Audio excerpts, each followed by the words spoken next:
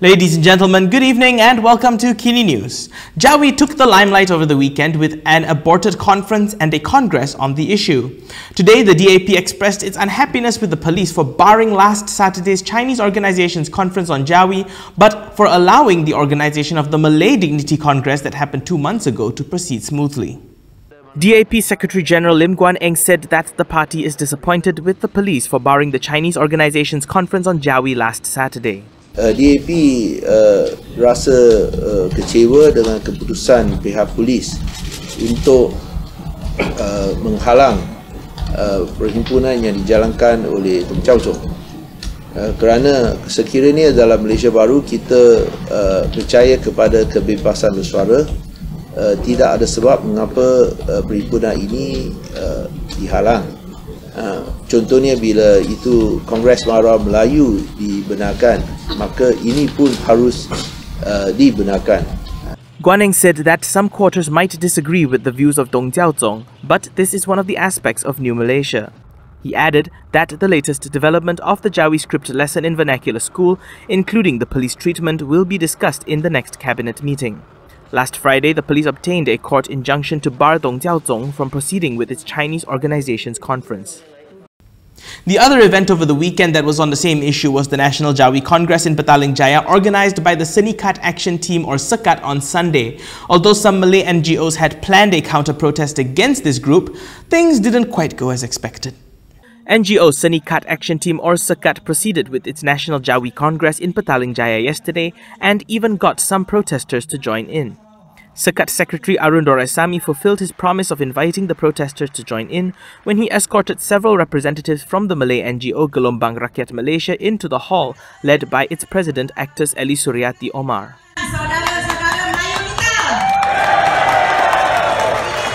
Following this, Eli Suryati said that her NGO would organize a dialogue with SYNICAT in the near future.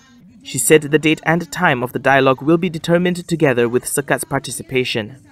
The Congress was held a day after the Chinese educationist group Dong Zong complied with a court order obtained by the Kajang police to call off their Congress to discuss objections against the government's implementation of Jawi lessons in the Year 4 Bahasa Malaysia syllabus.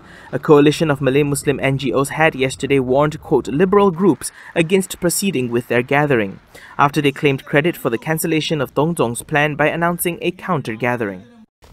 At the end of the National Jawi Congress on Sunday, the 500 participants and organizers led by NGO Syndicate Action Team SYNICAT adopted 7 resolutions, and these were handed over to the Education Ministry today. NGO Syndicate Action Team met with the Acting Director General of Education Habibah Abdul Rahim in Putrajaya today to discuss the implementation of Jawi lessons in vernacular schools and hand over their resolutions on the issue. SYNICAT, represented by its Secretary Arun Doraisamy, was joined by the Kuala Lumpur and Selangor Jawi Teaching Special Committees or JTSC Coordinator, Eddie Heng Hong Chai. Arun said that they discussed the issues on Jawi which was highlighted at yesterday's Congress and shared on how they could de-escalate the situation. They know it's very important, so we all can expect something very fast. Right. So how fast, we do not know, but she got it. It is very important. And before it go and tear up our unity, we have to act and preemptively have to intercept. And she received us very open-minded, yes, and hoping that what kind of solution that we can provide to dissolve or to de-escalate this tension. Yes. She's also very much looking forward to that. Yeah. Arun said that both parties agreed that unity will come above everything else and that they all agreed that dialogue is the best way forward and they had to stand together as a unified Malaysia to face challenges. He added that they had urged the Education Ministry to hold a meeting with NGOs of various races to discuss the Jawi issue as soon as possible. Yesterday, Arun led the passing of the resolution which included opposing the implementation of Jawi by force without any negotiations, disagreeing that Jawi to be made a compulsory subject to pass and urging for Jawi to be implemented as an elective. Minister in the Prime Minister's Department, Mujahid Yusof Rawa, said that the Pakatan Harapan government can no longer take things as usual in 2020. He said that they have to be ready in order to receive the year in preparation for, quote, bad weather or worse situations than what is expected. The Pakatan Harapan government cannot take things as, quote, business as usual in 2020. This is according to Minister in the Prime Minister's Department, Mujahid Yusof Rawa. In a statement today, Mujahid said that the Pakatan Harapan government has to be ready to receive 2020 in preparation for bad weather or worse situations than what are expected. He said ministers have to bring new narratives and create solutions that can be felt by the Rakyat, and they should be committed to handling different groups through dialogue and discussion so that they will have confidence that the new Malaysia will guarantee their voices are heard. He added that the Harapan government's main challenge is how it is forced to handle narrow-minded race and religious issues, which has become the main obstacle for a Bangsa Malaysia. He claimed that the opposition has been forced to use these issues as, quote, cheap material. He said responding to these desperate measures will only give rise to a new thinking that is leaning more towards extremism, and Harapan leaders should overcome the challenges of such groups and focus on making the Shared Prosperity Vision 2030 a success. Finance Minister Lim Guan Eng said that as the Minister of Finance, he welcomes any proposal which can save money, and this includes the proposal to reduce the allowances of ministers and politicians. However, he said that it was not for him to decide, as this would also affect other ministers. The Finance Minister welcomes the proposal from his cabinet colleague to reduce the allowance of ministers and politicians. He, however, said that the matter was not for him to decide, as the proposal could also affect other ministers. Sebagai Kementerian Kewangan, apa-apa penjimatan adalah sesuatu yang baik kerana saya ada Menteri Kewangan. So kalau kita boleh lihat ada penjimatan, tentu itu sesuatu yang saya alukan sebagai Kementerian Kewangan. Tetapi kerana ia melibatkan menteri-menteri lain ataupun kementerian lain, saya percaya perkara ini harus diputuskan oleh Kabinet.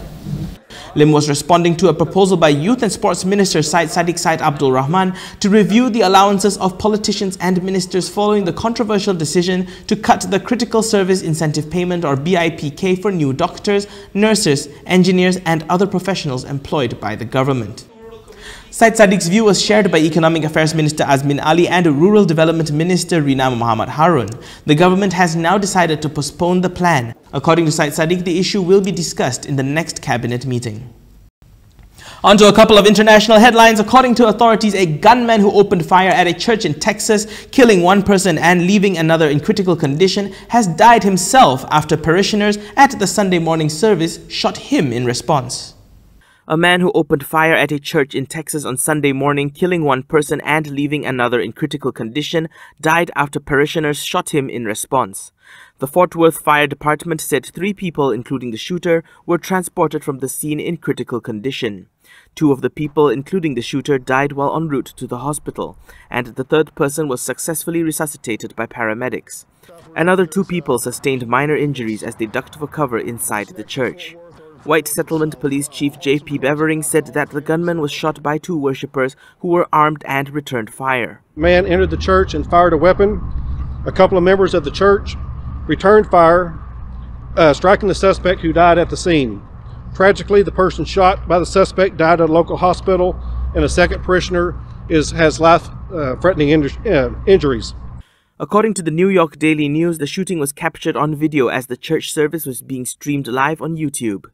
The shooting came a day after an assailant with a knife stabbed 5 people at a Hanukkah party in New York.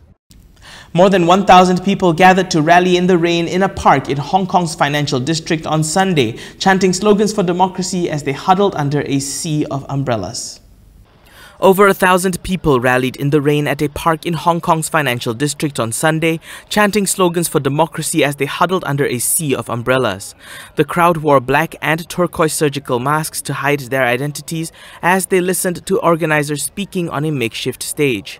Protests have evolved into a broader pro-democracy movement since they erupted in June in response to a now-withdrawn bill that would have allowed extraditions to mainland China, where courts are controlled by the Communist Party. While the protests have lessened in intensity and size in recent weeks, their frequency was held up, with marches or rallies occurring almost daily. On Saturday, riot police arrested about a dozen protesters and used pepper spray to break up a gathering aimed at disrupting retail business near the border with mainland China. More protests are planned in the next few days, including a countdown to New Year's Day and a march on the 1st of January. The New Year's Day march has been given permission by the police and will start from a large bank in the bustling Causeway Bay and end at the Central Business District, say its organizers, the Civil Human Rights Front. A rally is also being planned in the Central Business District on Monday night, where protesters will gather to remember those who have died or have been injured in the protests. Before we wrap up, here are some other news highlights for today.